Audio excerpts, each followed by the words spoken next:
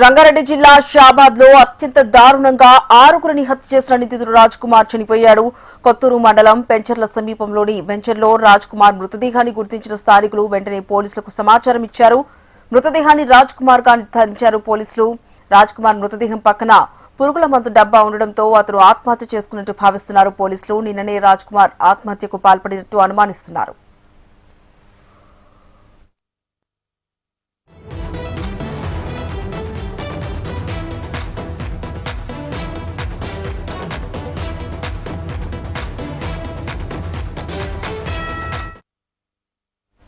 తనపై POCSO case పెట్టారనే కక్షతో ఉన్మాదిలా రెచ్చిపోయాడు రాజ్ కుమార్. ఫిర్యాదు చేసిన కుటుంబాన్ని అంతం చేశాడు. అత్యంత పాశవికంగా వారిని కత్తితో నరికి చంపాడు. అక్కడితో ఆగకుండా కన్న బిడ్డలను భార్యను కూడా హత్య చేశాడు. షాబాద్ మండల కేంద్రంలోని దైవాలగూడ గ్రామంలో జరిగిన ఈ ఘటన ఉమ్మడి జిల్లా వ్యాప్తంగా తీవ్ర సంచలనం సృష్టించింది.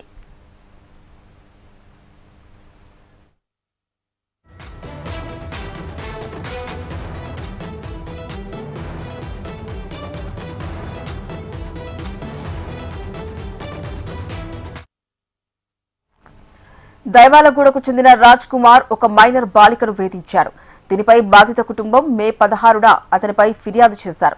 బాధితుల ఫిర్యాదు మేరకు పోలీసులు రాజ్ కుమార్ పై పోక్సో చట్టం కింద కేసు నమోదు చేసి రిమాండ్కు తరలించారు. జూన్ 12న బెయిల్ రావడంతో జైలు నుంచి బయటకు వచ్చాడు రాజ్ కుమార్. అప్పటి నుంచి తనను జైలులో పంపారనే కక్షతో బాధితురాలి కుటుంబంపై పగ పెంచుకున్నాడు. శనివారం తెల్లవారుజామున పక్కా ప్రణాళికతో కక్ష తీర్చుకోవడానికి బయలుదేరాడు. అర్ధరాత్రి ఇంటికి వెళ్లి వారిపై దాడికి తెగబడ్డాడు. బాధిత బాలిక తల్లి, బాలిక నానమ్మతో పాటు తన భార్య, 3 ఏళ్ల కుమార్తె, 2 ఏళ్ల కుమారుడు ప్రాణాలు తీశాడు.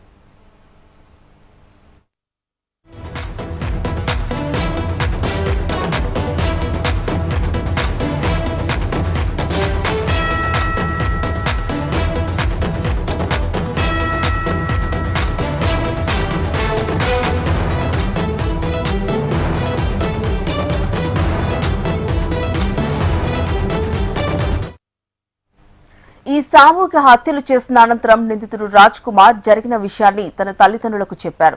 తాను కూడా ఆత్మహత్య చేసుకుంటున్నానని ఫోన్లో చెప్పి వెళ్లిపోయాడు. అక్కడి నుంచి రాజ్ కుమార్ కోసం పోలీసులు 10 టీములుగా ఏర్పడి తెలుగు రాష్ట్రాల్లో గాలింపు చర్యలు చేపట్టారు. అతని ఆచూకీ చెప్పిన వారికి 2 లక్షల రివార్డు ప్రకటించారు. అయితే రాజ్ కుమార్ ఇవాళ తన మేనమామ ఊర్లో విగతజీవిగా కనిపించాడు. అతని మృతదేహం పక్కన పాయిజన్ బాటిల్ ఉండడంతో రాజ్ కుమార్ ఆత్మహత్య చేసుకున్నట్టుగా భావిస్తున్నారు పోలీసులు.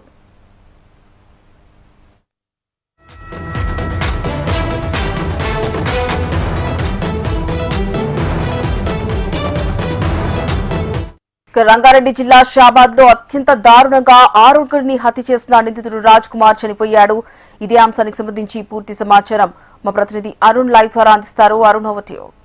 పరిణామం అయితే చోటు చేసుకుంది. అయితే కొద్దిసేపటి క్రితమే ఈ నిందితుడు రాజ్ కుమార్ కొత్తూరు మండలం అంజర్ల గ్రామంలో ఉన్నటువంటి వెంచర్లో శివారులు అక్కడ సూసైడ్ చేసుకుని చనిపోయినట్లు కూడా ఇప్పటికే పోలీసులు గుర్తించడం అయితే జరిగింది. అక్కడ ఉన్నటువంటి స్థానికులు పోలీసులకు ఇచ్చినటువంటి సమాచారం ఆధారంగా అక్కడికి పోలీసులు అయితే చేరుకోవడం అయితే జరిగింది. ప్రస్తుతం అక్కడ అతనికి సంబంధించినటువంటి డెడ్ బాడీని కూడా కలెక్ట్ చేసుకునే పనిలో పోలీసులు అయితే ఉన్నారు. ఇప్పటికే అక్కడికి క్లూస్ టీమ్ కూడా చేరుకుంది. ప్రధానంగా అక్కడ అతని యొక్క డెడ్ బాడీ పక్కల ఒక పాయిజన్ బాటిల్ ఉండడంతో అతను పాయిజన్ తాగి ఆత్మహత్య చేసుకున్నట్లుగా అయితే ప్రాథమికంగా పోలీసులు అయితే నిర్ధారించారు. అయితే ఒకవేళ పాయిజన్కి సంబంధించి కూడా అయితే 2 రోజులుగా కూడా రాజ్ కుమార్ కోసం దాదాపు 14 బృందాల ఆధ్వర్యంలో కూడా గాలింపు చర్యలు చేపట్టారు. అయితే శనివారం అర్ధరాత్రి జరిగినటువంటి 6 హత్యల తర్వాత అతను పరారయ్యాడు. పరారయ్యి తను అద్దెకు తెచ్చుకున్నటువంటి కారులో తిమ్మాపూర్ రైల్వే స్టేషన్ వరకు అయితే వెళ్ళడం అయితే జరిగింది. అక్కడ కారులో పెట్రోల్ అయిపోయిన తర్వాత కార్ని అక్కడే పార్క్ చేసి అక్కడ ఉన్నటువంటి తిమ్మాపూర్ రైల్వే ట్రాక్ దగ్గరికి అయితే వెళ్ళడం అయితే జరిగింది. అయితే రైల్వే ట్రాక్ దగ్గరికి వెళ్ళినటువంటి దృశ్యాలు కూడా మనం సీసీ కెమెరాలో కూడా కనిపించాయి. అక్కడ ఎదురుగా వస్తున్నటువంటి ట్రైన్ దగ్గరికి సూసైడ్ చేసుకుందామనే ఆలోచనతో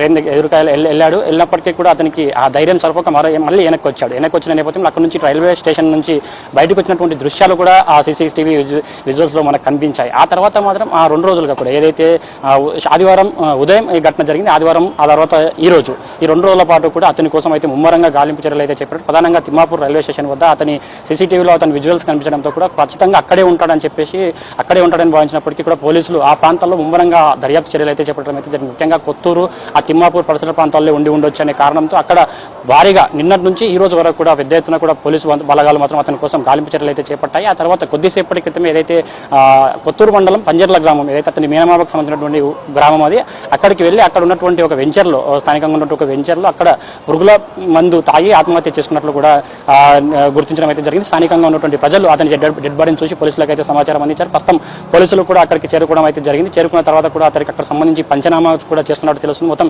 ఇప్పటికే క్లోజ్ టీం కూడా అక్కడికి చేరుకున్నాయి. పూర్తిగా అక్కడ వివరాలు సేకరించిన తర్వాత మాత్రం బాడీకి సంబంధించి బాడీని తీసుకుని స్థానికంగా ఉన్నటువంటి ప్రభుత్వ ఆసుపత్రికి అయితే పోస్ట్ మార్టం కోసం తరలించే అవకాశం అయితే కనిపిస్తుంది. మొత్తంగా 2 రోజులుగా కూడా ఇతని కోసం మాత్రం పెద్ద ఎత్తున గాలింపు చర్యలు చేపట్టారు.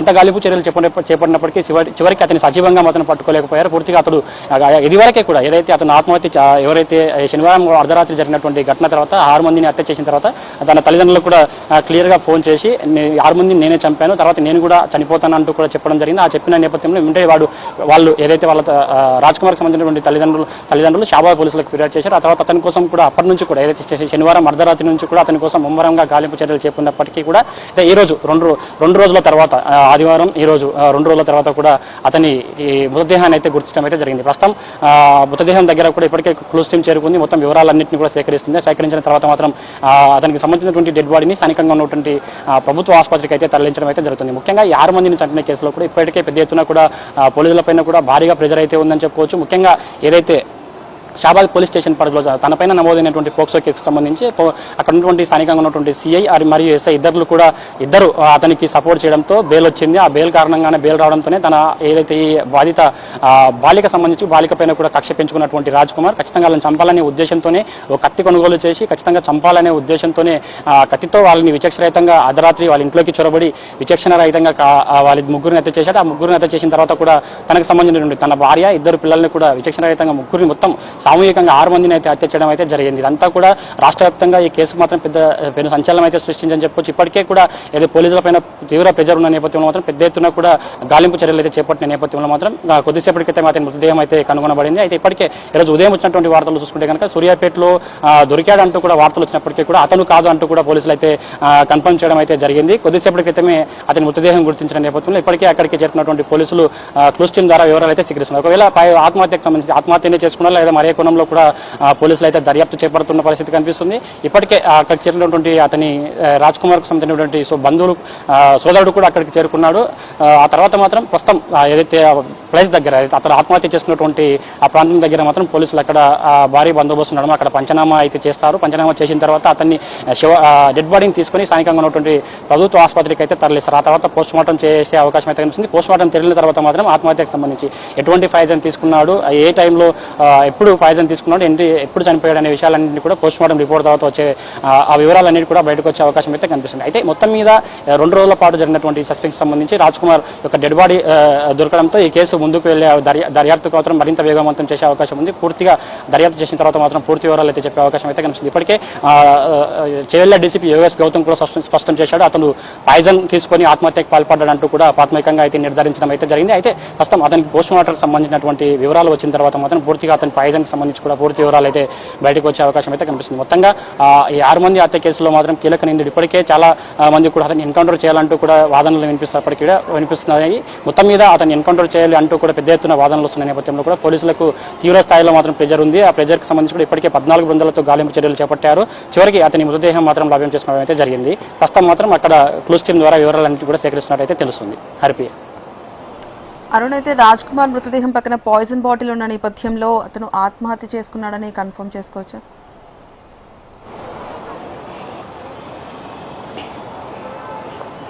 అయితే అతను మృతదేహం పక్కల పాయిజన్ బాటిల్ ఉన్న నేపథ్యంలో మాత్రం ఇప్పటికే చెవెళ్ల డీసీపీ యోగేష్ గౌతమ్ కూడా ప్రాథమికంగా అతని మృతదేహం పక్కన పాయిజన్ బాటిల్ ఉండడంతో అతను పాయిజన్ తీసుకొని ఆత్మహత్య చేసుకున్నట్లుగానే ప్రాథమికంగా నిర్ధారించారు. అయినప్పటికీ కూడా పోస్ట్ మార్టం రిపోర్ట్ తర్వాత ఏదైతే ప్రభుత్వ ఆసుపత్రికి పంపించిన తర్వాత అక్కడ పోస్ట్ మార్టం రిపోర్ట్లు వచ్చిన తర్వాత మాత్రం అతను పాయిజన్కి సంబంధించినటువంటి ఎటువంటి పాయిజన్ తీసుకున్నాడు, ఏ రకంగా అతనికి పైన చర్య తీసుకుందనే విధంగా అన్నిటి కూడా పోస్ట్ మార్టం రిపోర్ట్ వచ్చిన తర్వాత మాత్రం పూర్తిగా వివరాలు అయితే వెల్లడించే అవకాశం అయితే కనిపిస్తుంది. ప్రాథమికంగా మాత్రం అతని డెడ్ బాడీ పక్కల ఏదైతే పాయిజన్ డబ్బా ఉన్న నేపథ్యంలో మాత్రం ఖచ్చితంగా అతను పాయిజన్ తీసుకొని ఆత్మహత్య చేసుకున్నాడని కూడా ప్రాథమికంగా భావించవచ్చు. అయితే మొత్తంగా ఈ కేసులో చూసుకుంటే కనుక పెద్ద ఎత్తున కూడా దాదాపు 2 రోజుల పాటు అక్కడ జరిగినటువంటి ఏదైతే శనివారం మధ్యరాత్రి జరిగినటువంటి ఆ నరమేధంకు సంబంధించి దాదాపు 6 మందిని ఒక్కసారిగా హత్య చేయడంతో కూడా రాష్ట్ర వ్యాప్తంగా కేసు సంచలనం అయితే సృష్టించని చెప్పుకోవచ్చు. మొత్తంగా ఈ కేసులో భాగంగా ఇప్పటికే పోలీసులు కూడా పెద్ద ఎత్తున అన్ని కోణాల్లో కూడా దర్యాప్తు చేస్తూ అన్ని ప్రాంతాల్లో కూడా ఇప్పటికే వివిధ జిల్లాలతో పాటు పక్క రాష్ట్రాల్లో కూడా బృందాలు పంపించడం అయితే జరిగింది. అక్కడ కూడా అతని కోసం గాలింపు చర్యలు చెప్పినప్పుడు ముఖ్యంగా ఏదైతే ఈ తిమ్మాపూర్ పరిసర ప్రాంతాల్లో అతను ఏదైతే కారుకు సంబంధించి కారు అక్కడ పెట్రోల్ అయిపోవడంతో కారు అక్కడ పార్క్ చేసిన నేపథ్యంలో ఖచ్చితంగా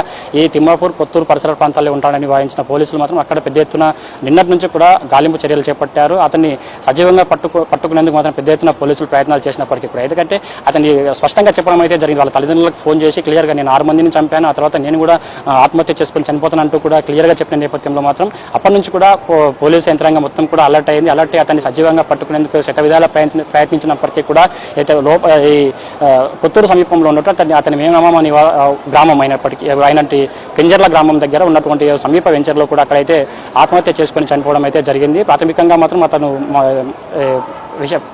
పాయిజన్ తీసుకుని అయితే ఆత్మహత్య చేసుకున్నట్లయితే గుర్తించడం అయితే జరిగింది. ప్రస్తుతానికి మాత్రం కేసు నమోదు చేసుకుని అతను పాయిజన్ తీసుకునే చనిపోయాడు, ఇంకా వేరేమైనా ఉన్నాయనే కోణంలో కూడా పోలీసులు అయితే దర్యాప్తు చేస్తున్నారు. ప్రస్తుతం మాత్రం అతనికి సంబంధించినటువంటి డెడ్ బాడీ దగ్గర పంచనామా పూర్తి చేసిన తర్వాత స్థానికంగా ఉన్నటువంటి ప్రాథమిక ఆసుపత్రికి తరలించి అక్కడ పోస్ట్ మార్టం చేస్తారు. పోస్ట్ మార్టం రిపోర్ట్ తర్వాత మాత్రం పూర్తి విషయాలు అయితే వచ్చే అవకాశం అయితే కనిపిస్తుంది.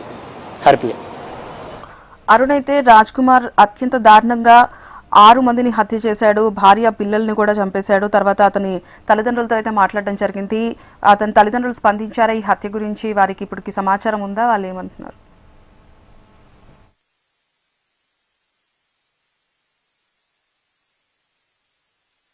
చూసుకుంటే కనుక అతను ఏదైతే హత్య చేసిన తర్వాత వాళ్ళ తల్లిదండ్రులకు కూడా సమాచారం ఇవ్వడం అయితే జరిగింది. వాళ్ళకి ఫోన్ చేసి 6 మందిని నేను చంపేశాను, తర్వాత నేను కూడా చనిపోతాను అంటూ కూడా వాళ్ళకి చెప్పడం జరిగింది. ఆ తర్వాత ఆ తల్లిదండ్రులు కూడా స్థానిక శాబాద్ పిఎస్లో ఫిర్యాదు చేశారు. అతనికి సంబంధించి కూడా అప్పటి నుంచి కూడా అతని కోసం గాలింపు చర్యలు చేపట్టారు. ఆ తర్వాత మాత్రం అయితే ఏదైతే నిన్నటి నుంచి కూడా అతని తల్లిదండ్రులకు అతని కుటుంబ సభ్యులకు సంబంధించి వాళ్ళందరినీ కూడా రహస్యంగా తీసుకుని అయితే పోలీసులు విచారిస్తున్నట్లు తెలుస్తుంది. అయితే ప్రధానంగా అతని బిహేవియర్కి సంబంధించి దాదాపు ఇన్ని రోజులుగా అతని రాజ్ కుమార్ బిహేవియర్ ఎలా ఉంది అన్ని కొనల్లో కూడా వారికి సంబంధించి కూడా వారితో విచారణ చేసినట్టు తెలుస్తుంది. అదేవిధంగా ఎట్ టైం ప్రస్తుతం ఏదైతే అతనికి సంబంధించినటువంటి మృతదేహం ఎక్కడైతే లభ్యమైంది అక్కడికి కూడా రాజ్ కుమార్ యొక్క సోదరుడు అక్కడికి చేరుకున్నాడు. అక్కడ ఉండి అక్కడికైతే చేరుకోవడం అయితే జరిగింది. మొత్తం మీద మాత్రం వాళ్ళ తల్లిదండ్రులు కూడా ఇంతటి ఏదైతే 6 మందిని హత్య చేశాడు కాబట్టి అతనికి ఎలాంటి శిక్ష విధించినా మాకు ఓకే అంటూ కూడా తల్లిదండ్రులు చెప్పినట్టు కూడా తెలుస్తుంది. వాళ్ళు కూడా ఎలాంటి జాలి చూపించట్లేదు. ఇంత పెద్ద నరమేధానికి పాల్పడిన నేపథ్యంలో అతని పైన ఎలాంటి చర్యలైనా తీసుకున్నట్టు కూడా పోలీసులు చెప్పడం అయితే జరిగిందని కూడా మనకు వస్తున్నటువంటి సమాచారం అయితే అందుతుంది. అయినప్పటికీ కూడా అతను ఆత్మహత్య చేసుకోవడం మాత్రం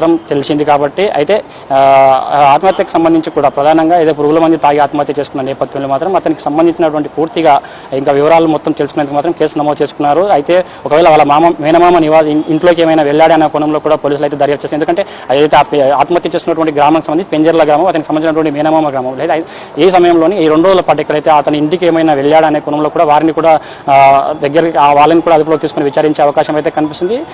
మొత్తం మీద మాత్రం ఇతను ఒక ఆత్మహత్య చేసుకోవడం మాత్రం అయితే రాష్ట్ర వ్యాప్తంగా కూడా ఇప్పటికీ ఈ కేసుకు సంబంధించి కూడా పెద్ద సంచలనం సృష్టించిన నేపథ్యంలో మాత్రం కేసు ఎలా ముందుకు వెళ్తారనేది కూడా ఒక ఆసక్తి అయితే కనిపిస్తుందని చెప్పుకోవచ్చు. ప్రధానంగా ఈ దర్యాప్తులో ఇప్పటికీ 6 మందిని హత్య చేసిన నేపథ్యంలో మాత్రం ఇప్పటికీ ఆ బాధిత కుటుంబ సభ్యులు కూడా పెద్ద ఎత్తున డిమాండ్లు చేస్తున్నటువంటి పరిస్థితి కనిపిస్తుంది. మనకు మొన్న కూడా ఏదైతే ఆదివారం నిన్న ఉదయం మొత్తం కూడా అక్కడ ఏదైతే షాబాద్ పోలీస్ స్టేషన్ ముందు కూడా పెద్ద ఎత్తున ఆందోళనలు చేశారు. అతను ఖచ్చితంగా ఎన్కౌంటర్ చేయాలి లేదా మాకు అప్పగించాలి. గత కొద్ది రోజులుగా దాదాపు సంవత్సరం నుంచి కూడా అమ్మాయిని వేధిస్తున్నాడని చెప్పినప్పటికీ కూడా పోలీసులు అతనిపైన ఎటువంటి యాక్షన్ తీసుకోకపోవడం, కేవలం అతనికి బెయిల్ వచ్చే విధంగా పోలీసులు కృషి చేయడం, ఆ పోక్సో కేసు పెట్టినా కూడా బెయిల్ వచ్చేలా చేయడం ఏంటి అంటూ కూడా ఇప్పటికే బాధిత తరపున కుటుంబ సభ్యులు కూడా ఆరోపించిన విషయం మనకు తెలిసిందే. అయినప్పటికీ కూడా ఈ కేసులో నిర్లక్ష్యంగా వివరించినటువంటి ఎస్ఐసీలను ఇప్పటికే 2 కూడా సస్పెండ్ చేయడం అయితే జరిగింది. ఇప్పటికే అయితే దాదాపు అతని దగ్గర నుంచి 20 లక్షల రూపాయలు తీసుకొని బెయిల్ ఇప్పడానికి ప్రయత్నాలు జరిగినట్లు కూడా కొన్ని ఆరోపణలు అయితే వినిపిస్తున్నాయి. వీటన్నిటికీ సంబంధించి కూడా ముఖ్యంగా ఇప్పటికే సిపి అదేవిధంగా కలెక్టర్ ఇద్దరు కూడా స్పష్టం చేయడం అయితే జరిగింది. ఖచ్చితంగా ఎవరైతే విధుల పట్ల నిర్లక్ష్యంగా ఎవరైతే వ్యవహరించారో వాళ్ళందరికీ కూడా ఖచ్చితంగా యాక్షన్ తీసుకుంటాం, వారిపైన విచారణ చేసిన తర్వాత వాళ్ళందరికీ కూడా ఖచ్చితంగా యాక్షన్ ఉంటుందని కూడా చెప్పడం అయితే జరిగింది. ఇప్పటికే కూడా తక్షణమే ఆ స్పాట్లోనే ఎస్ఐని సస్పెండ్ చేయడం జరిగింది. ఆ తర్వాత సిఐ కాంతారావును కూడా సస్పెండ్ చేయడం అయితే జరిగింది. అయితే కేసు సంబంధించి కూడా మొత్తంగా ఈ కేసు ఇన్వెస్టిగేషన్ సమయంలో షాబాద్ పోలీసులకు ఎటువంటి బాధ్యతలు అప్పగించకుండా మొత్తం చేవెళ్ల ఎస్ఓటీ పోలీసులకు మరికొంతమంది అధికారులకు ఈ కేసుకు సంబంధించి కూడా పూర్తిగా బాధ్యతలు అప్పగించడం అయితే జరిగింది. వాళ్ళు కూడా ఇప్పటికే ఏదైతే ఘటన జరిగినప్పటి నుంచి కూడా ఈ కేసుకు సంబంధించి ఇన్వెస్టిగేషన్ చేస్తున్నారు. ముఖ్యంగా ఏదైతే ఒకేసారి ఆ కుటుంబంలో ముగ్గురిని హత్య చేయడం పట్ల కూడా ఇప్పటికే వెల్లువెత్తున విమర్శలు వస్తున్న నేపథ్యంలో ముఖ్యంగా అతనికి సహకరించినటువంటి పోలీసులపైన పూర్తిగా అతనికి సంబంధించి కూడా ఇప్పటికే విమర్శలు వస్తున్న నేపథ్యంలో మాత్రం పోలీసులు అయితే ఈ కేసును ఎలా ముందుకు తీసుకెళ్తారనేది కూడా ఒక ఆసక్తిగా మారిందని చెప్పుకోవచ్చు. ప్రస్తుతం మాత్రం అతని డెడ్ బాడీ దొరికిన నేపథ్యంలో పూర్తిగా పోస్ట్ మార్టం చేసిన తర్వాత అతనికి సంబంధించినటువంటి ఆత్మహత్య గల కారణాలు, ఇంకా ఎటువంటి పాయిజన్ బాటిల్ తీసుకున్న దానికి అన్నిటికి సంబంధించి కూడా వివరాలు పోస్ట్ మార్టం రిపోర్ట్లో వచ్చే అవకాశం అయితే కనిపిస్తుంది. హరిప్రియ. రైట్.